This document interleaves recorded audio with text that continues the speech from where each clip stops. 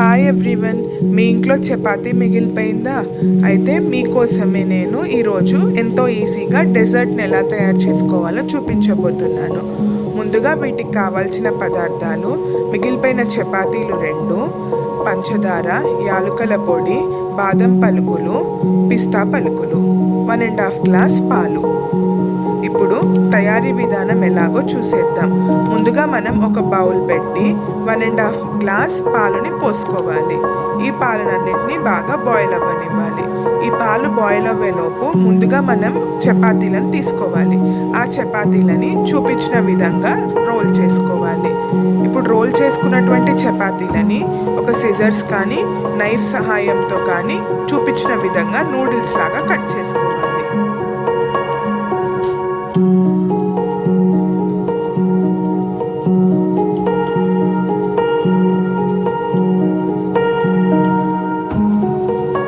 చూసారు కదండి, చపాతీలని ఈ విధంగా కట్ చేసుకోవాలి.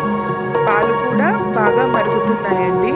ఇప్పుడు మరుగుతున్నటువంటి ఈ పాలల్లో 3 టేబుల్ స్పూన్ల పంచదార, 1 టేబుల్ స్పూన్ యాలకుల పొడిని వేసుకొని ఈ మిశ్రమాన్ని అంతా ఒకసారి బాగా కలుపుకోవాలి.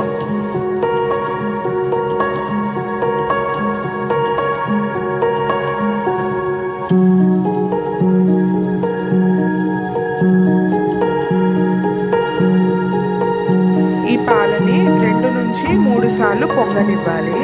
అప్పుడప్పుడు గరిటెతో తిప్పుకుంటూ దీన్ని బాగా మరగనివ్వాలి. ఇప్పుడు మరుగుతున్నటువంటి ఈ పాలలో ముందుగా మనం తయారు చేసినటువంటి ఈ చపాతీ నూడిల్స్ని వేసుకోవాలి. ఆ తరువాత ఒక గరిటె సహాయంతో ఈ మిశ్రమాన్నంతా ఒకసారి బాగా కలుపుకోవాలి. మళ్ళీ 1 నుంచి 2 పొంగులు రానివ్వాలి. చూపించిన విధంగా దీన్ని మనం బాగా ఉడకనివ్వాలి. ఎంత బాగా ఈ మిశ్రమం ఉడికితే అంత టేస్టీగా మన డెజర్ట్ ఉంటుందండి.